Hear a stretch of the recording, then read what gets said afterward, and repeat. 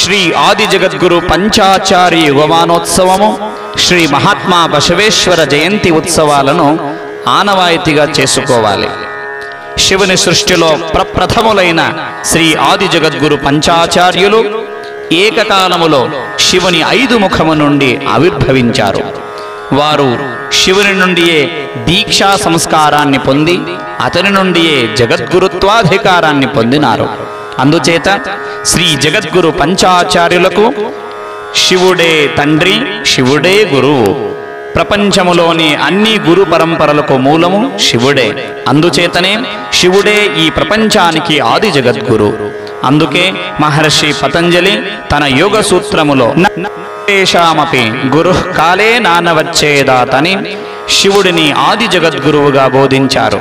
శ్రీ ఆది జగద్గురు పంచాచార్యులు కృతయుగములో ఏకాక్షర, ద్వ్యక్షర, త్ర్యక్షర, చతురక్షర మరియు పంచాక్షర నామములతో, త్రేతాయుగములో ఏకవక్త్ర, ద్వివక్త్ర, త్రివక్త్ర, చతుర్వక్త్ర మరియు పంచవక్త్ర నామములతో, ద్వాపరయుగములో రేణుక, ధారుక, ఘంటాకరణ, ధేనుకరణ, విశ్వకరణ అను నామములతో, అదేవిధంగా కలియుగములో రేవణారాధ్య, మరుళారాధ్య, ఏకోరామరాధ్య, పండితారాధ్య మరియు విశ్వారాధ్య నామములతో పంచలింగాల నుండి ఆవిర్భవించారు. కృతయుగపు పంచాచార్యులు బ్రహ్మ విష్ణు మొదలైన దేవతలకు ఇష్టలింగ దీక్షను ప్రసాదించి వీరశైవ ధర్మము యొక్క శివాద్వైత సిద్ధాంతాన్ని బోధించినారు. త్రేతాయుగములోని శ్రీ జగద్గురు పంచాచార్యులు యక్ష, రాక్షస, కిన్నర, కింపురుషులందరికీ లింగ దీక్షను ఇచ్చి వీరశైవ సిద్ధాంతాన్ని బోధించినారు.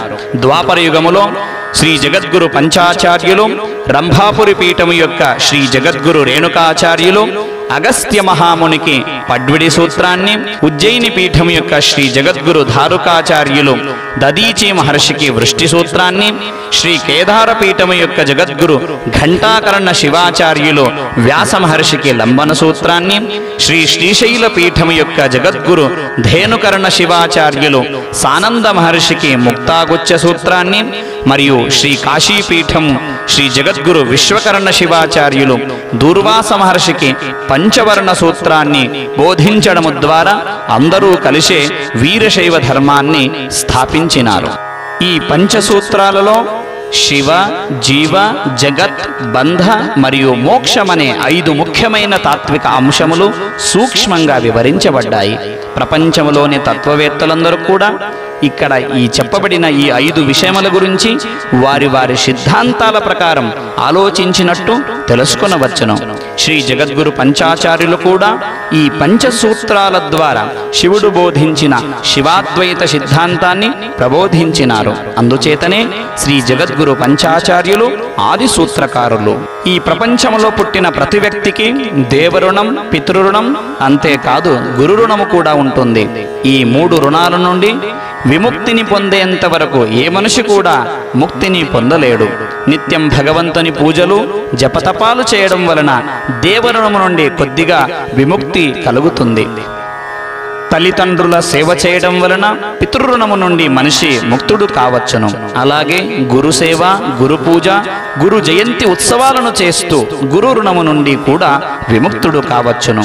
కనుక మనందరి గురు పరంపరకు మూల గురువులైన శ్రీ ఆది జగద్గురు పంచాచార్యుల జయంతి యుగమానోత్సవాన్ని జరుపుకోవడం ద్వారా శ్రీ జగద్గురు పంచాచార్యుల వారి గురు రుణము నుండి విముక్తి పొందవచ్చును. శ్రీ జగద్గురు పంచాచార్యులు పంచమహాభూతాలకు మరియు నకారాది పంచాక్షరములకు, పంచ కలశాలకు అధిపతులు. అదేవిధంగా వీరశైవుల వివాహము, దీక్ష వంటి మంగళకరమైన కార్యక్రమాలను పంచాచార్యుల చిహ్నలైన పంచ కలశాల సమక్షమంలో చేయడము ఆనవాయితీ. పంచభౌతిక దేహాన్ని ధరించి పంచాక్షర మహామంత్రాన్ని పఠిస్తూ పంచ కలశాల సాక్షిగా మంగళ కార్యాలు చేస్తున్న ప్రతి ఒక్కరు కూడా మన దేశములోని అన్ని ప్రాంతములందు శ్రీ ఆది జగద్గురు పంచాచార్యుల జయంతి యుగమానోత్సవాన్ని ప్రతి సంవత్సరం ఐక్యమత్యముతో జరుపుకోవడం ఆనవాయితీగా చేసుకోవాలి. శుభాశీస్సులతో కాశీ జగద్గురు చంద్రశేఖర శివాచార్య మహాస్వాముల వారు. తెలుగు అనువాదం జగదేవ్ హిరేమఠ్. ధన్యవాదములు.